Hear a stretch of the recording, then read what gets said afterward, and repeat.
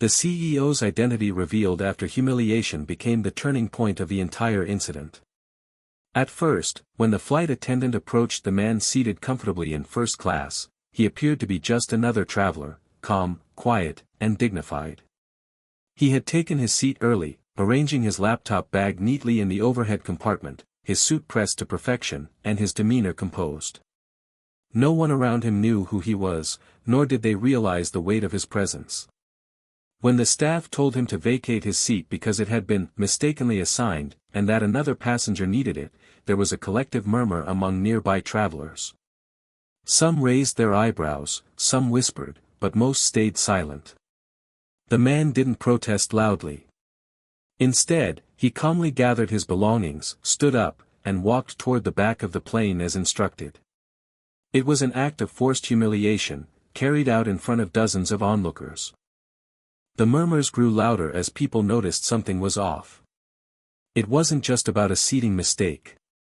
There was a sense of entitlement in the tone of the staff, a subtle dismissal of his presence, as if he didn't belong there. The other passenger, a white businessman, slipped into the seat with a smug expression, while the displaced traveler quietly made his way to economy. For many passengers, it was just another uncomfortable moment to witness on a plane.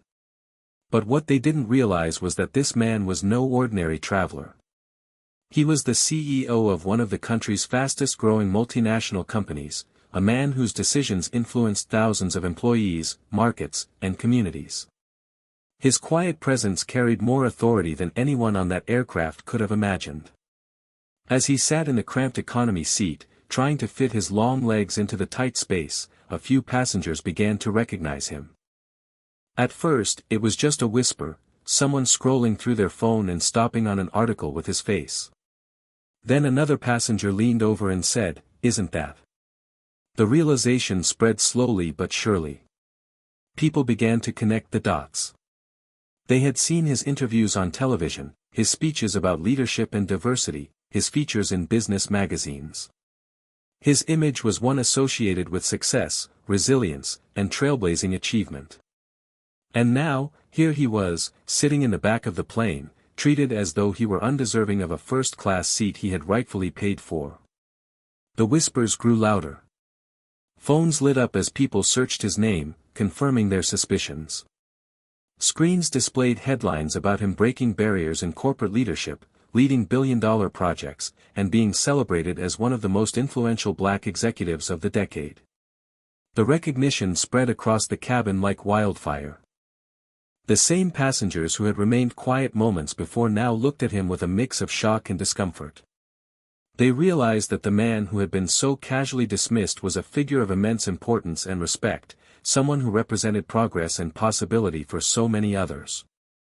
The crew, however, remained oblivious. To them, he was just another passenger who had been corrected. They moved on with their duties, serving drinks and snacks, while the weight of their mistake began to sink into the atmosphere. Every glance toward the front of the plane reminded people of the injustice they had just witnessed. The white businessman reclined in comfort, sipping champagne, while the CEO sat silently in economy, his broad shoulders squeezed into a narrow seat, his laptop unopened because the space didn't allow him to work. What struck many passengers most was the dignity with which he carried himself. He didn't argue. He didn't lash out. He didn't create a scene. Instead, he embodied patience and restraint, qualities that stood in stark contrast to the arrogance displayed by the man who had taken his seat and the casual indifference of the crew who had displaced him. His composure became a silent statement in itself, a reflection of strength that no humiliation could erase.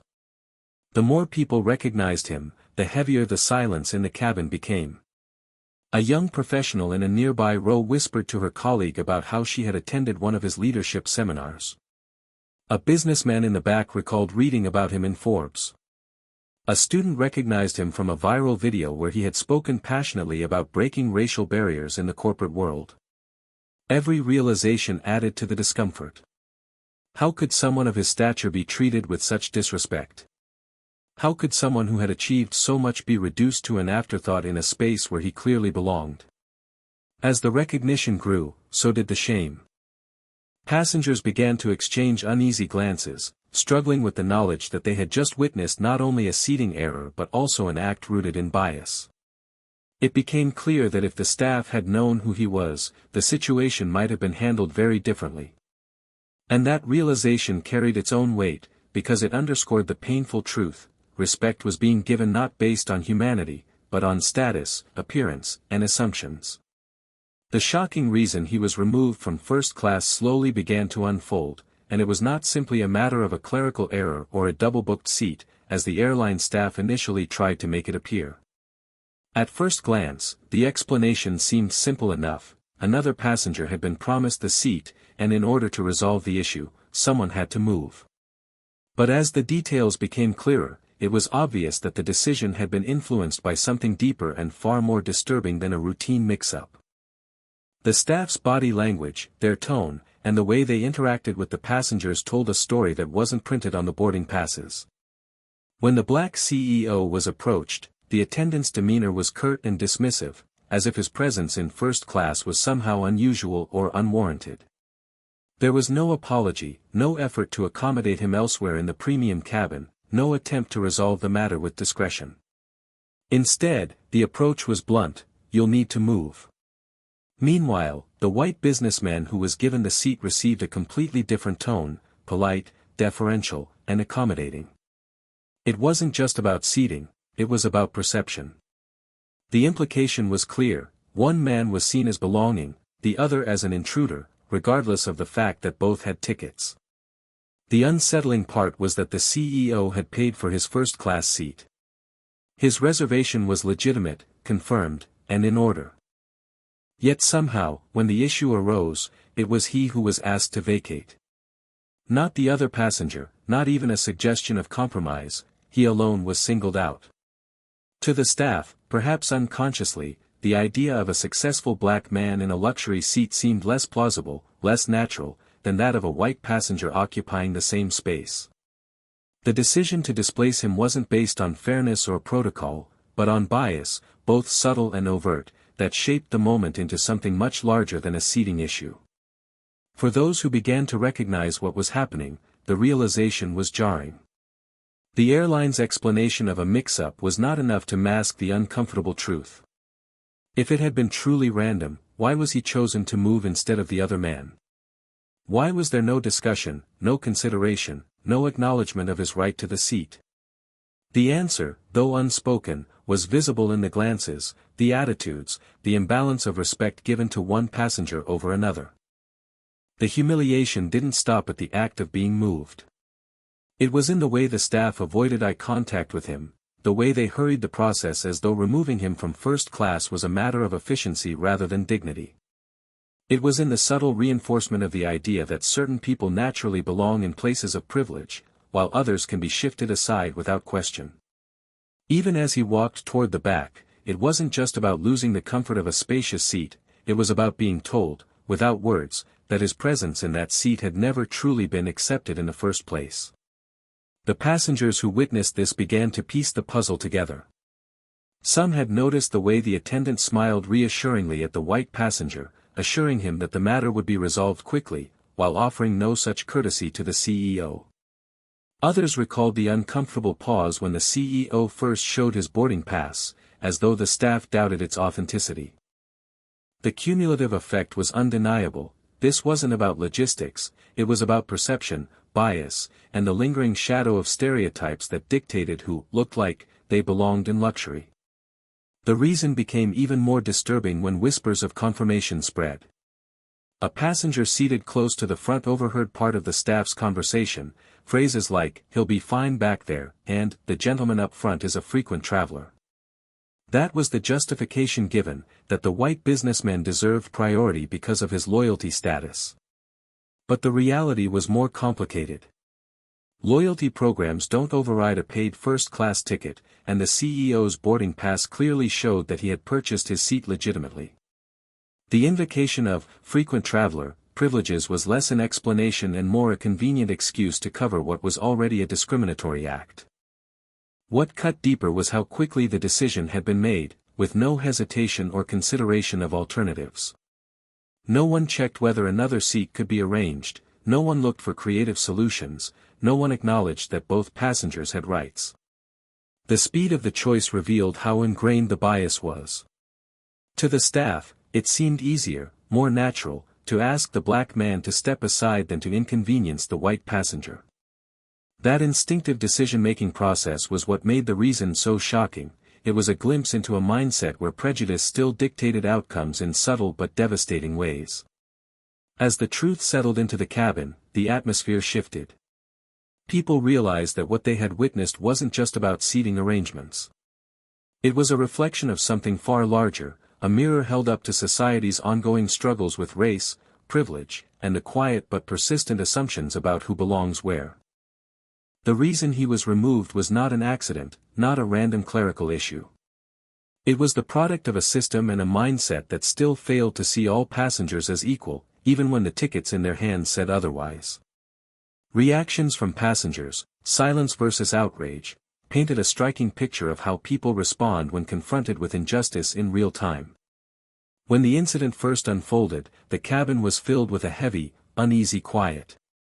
The CEO had been asked to leave his seat, and most passengers simply looked down, fiddled with their phones, or stared out the window, pretending not to notice.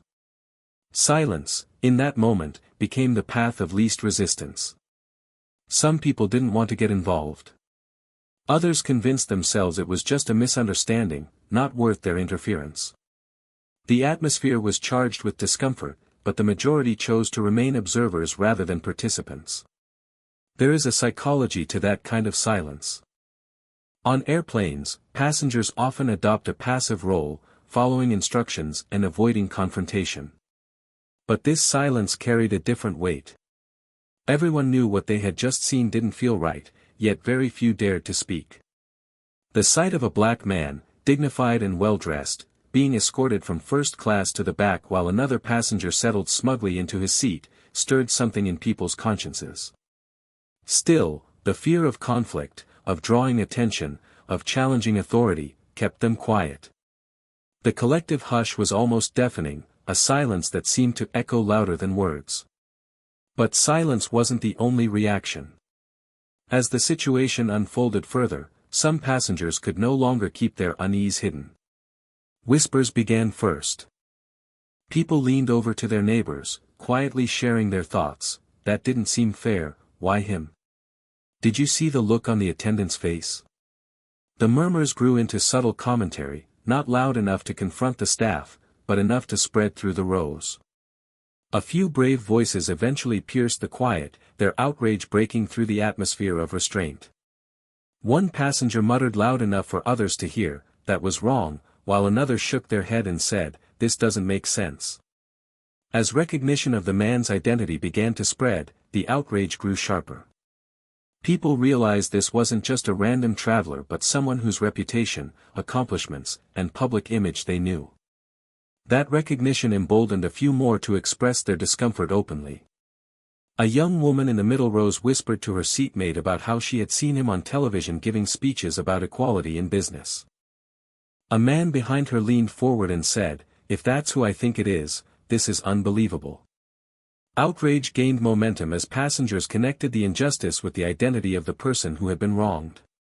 Still, the silence from the majority remained. This contrast created a clear divide in the cabin.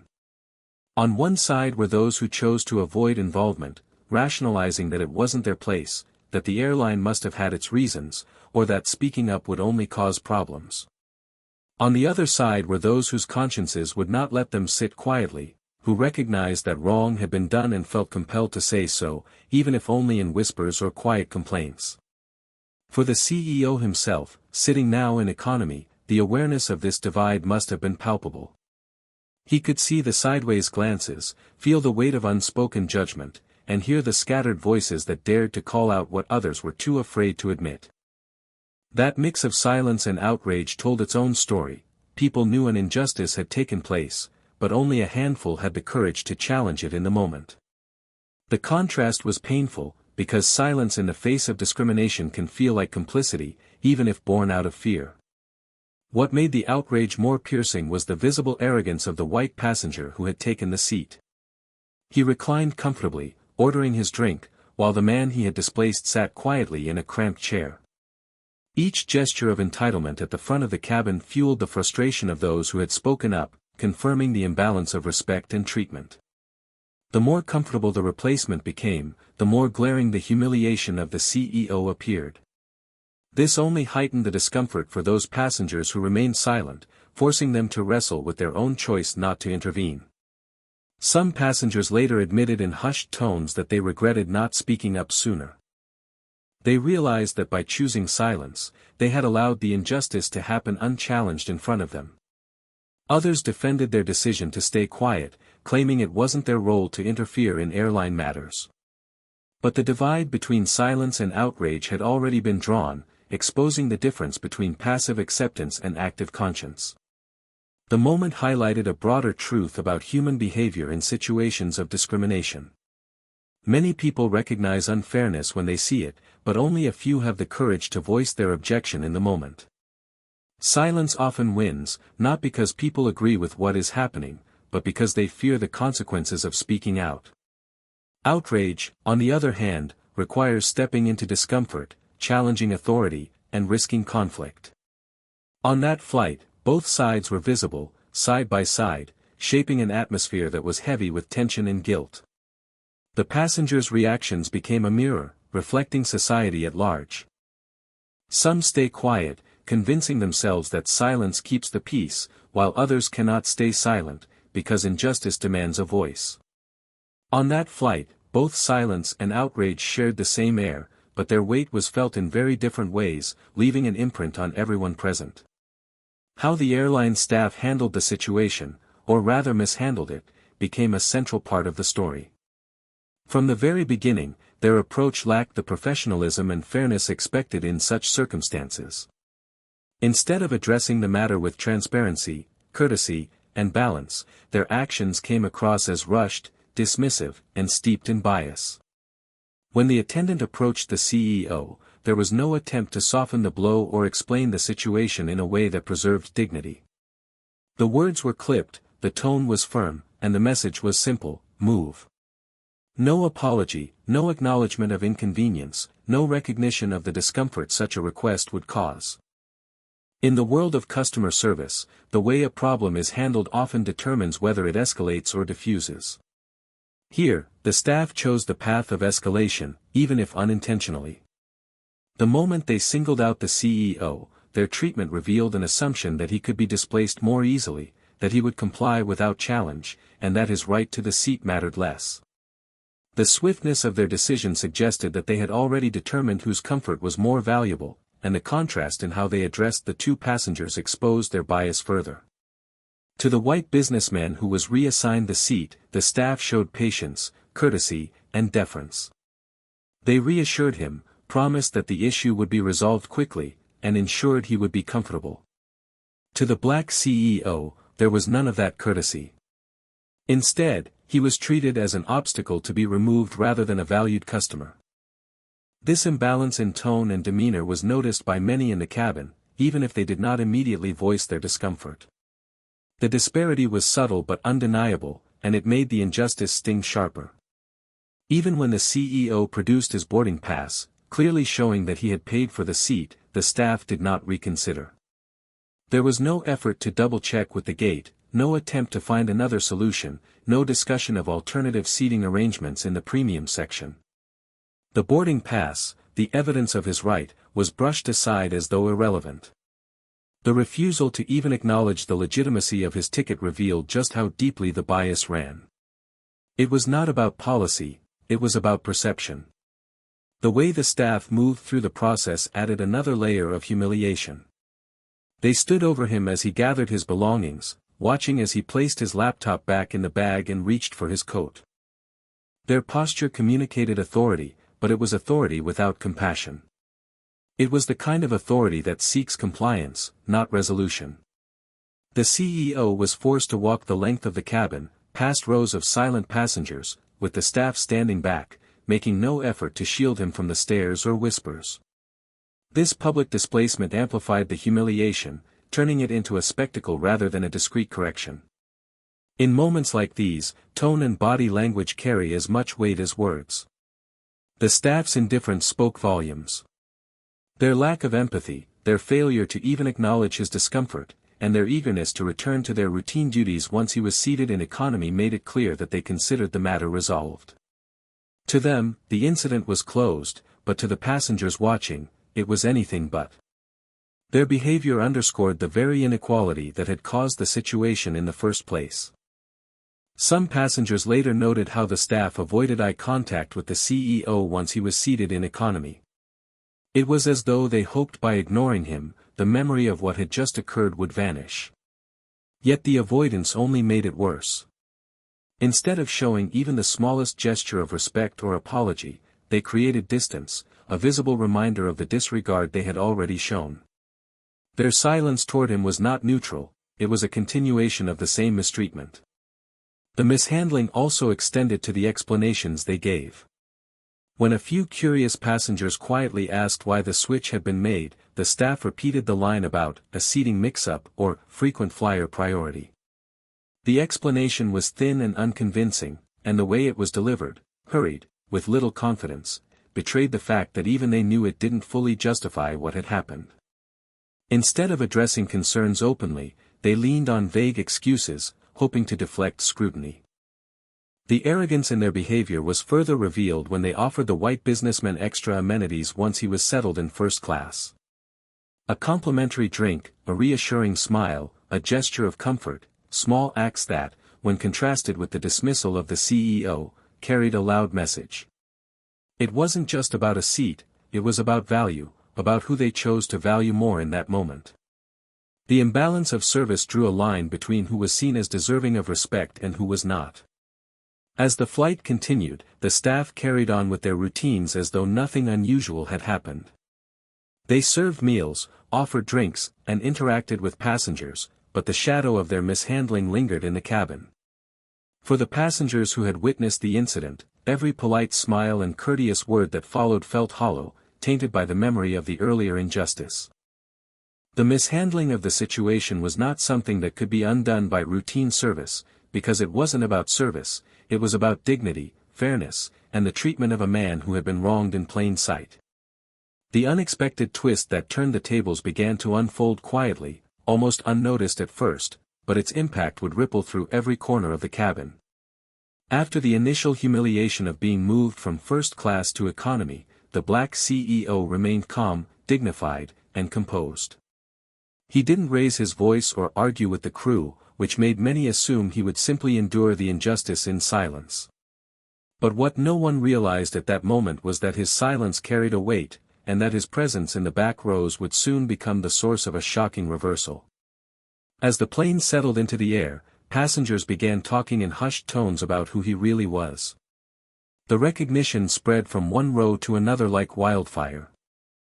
Articles about him appeared on phone screens, headlines showcasing his face as a groundbreaking leader, an innovator, and a CEO whose influence extended across industries. The quiet whispers turned into a buzzing awareness. By then, most passengers had realized the gravity of what had just happened, that a man of such stature and importance had been degraded before their eyes, not because of a mistake that couldn't be fixed, but because of assumptions and bias. The twist took shape when one of the passengers, who happened to be a business executive himself, leaned over and confirmed aloud that the man seated in economy was indeed the CEO he had seen delivering a keynote address at a global leadership summit. This public acknowledgement shifted the energy inside the cabin. People who had stayed silent began to look around nervously, realizing they had witnessed something far larger than a seating dispute. The outrage that had been simmering quietly now had a face, a name, and a story to attach itself to. The white businessman in first class, who had accepted the seat without hesitation, suddenly found himself the subject of side glances. The smugness with which he had settled into comfort began to fade as he noticed the growing recognition of the man he had displaced.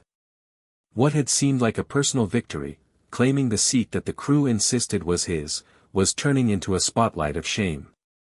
Each murmur of the CEO's name, each passenger looking back at the economy section, was a reminder that the seat he occupied came at the cost of someone else's dignity. The crew, too, began to sense the shift. Their earlier confidence in handling the matter with authority now gave way to unease. It was no longer just a matter of enforcing policy or prioritizing frequent flyers, it was clear that they had humiliated a man of immense public standing.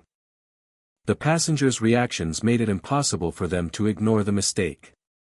Whispers reached their ears, glances lingered too long, and phones discreetly aimed toward the back of the cabin showed that this was not going to be forgotten easily. The real twist came when the CEO finally addressed the situation, not with anger, but with measured words that cut deeper than any outburst could have. When approached by a passenger who expressed sympathy and outrage at what had happened, he responded with calm clarity, explaining that this was not the first time he had faced such treatment, and likely would not be the last. His words carried not only his personal experience but also the weight of a broader truth, one that struck everyone listening. The issue was not about his identity as a CEO, but about how people are judged and valued based on perception. This revelation turned the humiliation on its head. The very act meant to diminish him instead amplified his voice, his presence, and his message. The passengers who had stayed silent now felt the sting of complicity. Those who had expressed outrage found themselves vindicated. And the crew, realizing the enormity of their misstep, began to falter in their professionalism, caught between maintaining authority and managing their own growing embarrassment. The twist deepened further when one of the passengers, a well-known journalist traveling in business class, recognized the CEO and quietly began taking notes. The prospect of this story reaching the public made the weight of the situation heavier still. The cabin transformed into a stage, and every detail of the crew's behavior, every glance at the man in economy, became part of a narrative much bigger than a flight. The humiliation had been public, and so would be the consequences. The CEO's restraint, his refusal to lash out, only magnified the injustice. The passengers who now fully grasped who he was found themselves questioning how they could have stayed silent. Conversations began to shift from whispers to louder complaints. Some demanded explanations from the staff, others shook their heads openly in disapproval. The balance of power on the plane had shifted. The man who had been forced into a cramped seat was now the moral center of the flight, while those who had carried out the humiliation were exposed under the scrutiny of dozens of witnesses. The twist was not a single dramatic moment, but a series of realizations, spreading like waves across the cabin. The man they had dismissed, the one they had forced out of first class, was someone whose achievements far exceeded the authority of anyone enforcing rules on that flight. By treating him as though he didn't belong, they revealed more about themselves than about him. The passengers who recognized him ensured that his story would not remain confined to that cabin. What was meant to be a quiet dismissal became a spectacle of accountability, and the tables had turned in ways no one expected. The powerful lesson the entire plane learned that day was not delivered through speeches, arguments, or dramatic confrontations, but through the quiet force of reality exposing itself in front of everyone. At first, the passengers had witnessed what looked like a routine airline issue, but as the truth unfolded, the incident transformed into something much bigger. The lesson was woven into the silence, the outrage, the humiliation, and the eventual recognition of who the displaced man really was. It was a lesson about dignity, respect, bias, and the uncomfortable truth of how people are often judged not by their rights, but by assumptions made about them. As the plane continued its journey, the weight of what had happened settled into the minds of those on board. Every passenger who had seen the black CEO being asked to leave his seat was forced to reflect on their own response. Some had chosen silence, convincing themselves that it wasn't their place to intervene. Others had whispered their disapproval, speaking only to the people beside them. A few had voiced their frustration openly. But regardless of their individual reactions, the incident left no one untouched. The cabin became a space of collective awareness, where each person confronted the reality of prejudice unfolding in real time. For many, the lesson was about the dangers of assumptions. The staff had assumed that the white businessman belonged more naturally in first class, while the black CEO could be displaced without issue. That assumption had shaped their entire approach, from their dismissive tone to their rushed decision. But the revelation of the man's true identity shattered that assumption in front of everyone. The lesson became clear: worth cannot be judged by appearance, race, or perceived status. Every passenger on that flight saw how quickly and easily someone's dignity could be stripped away, not because of fact, but because of bias. The CEO's composure itself carried a powerful message. He didn't shout, argue, or cause a scene. He accepted the humiliation with quiet strength, and that restraint spoke louder than anger ever could. It forced everyone to sit with the discomfort of what they had witnessed. His calm dignity became a mirror that reflected the ugliness of the injustice back onto those who caused it and those who allowed it. The lesson here was not just about power or authority, but about grace under fire. He showed that true strength does not need to scream, it simply endures and exposes wrong for what it is. For the passengers, another lesson emerged about silence and complicity. Many realized that by not speaking up, they had allowed the injustice to happen without resistance. Their silence made the humiliation possible, their unwillingness to intervene gave the staff the confidence to proceed. The uncomfortable truth was that silence in the face of wrongdoing is a choice, and that choice carries weight. On that flight, passengers were forced to confront their own role in maintaining systems of unfairness, even if unintentionally. The lesson here was deeply personal. Standing by quietly can be as harmful as the act itself.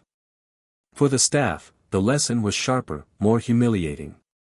They had treated the CEO as though he didn't belong, dismissing his rights without hesitation.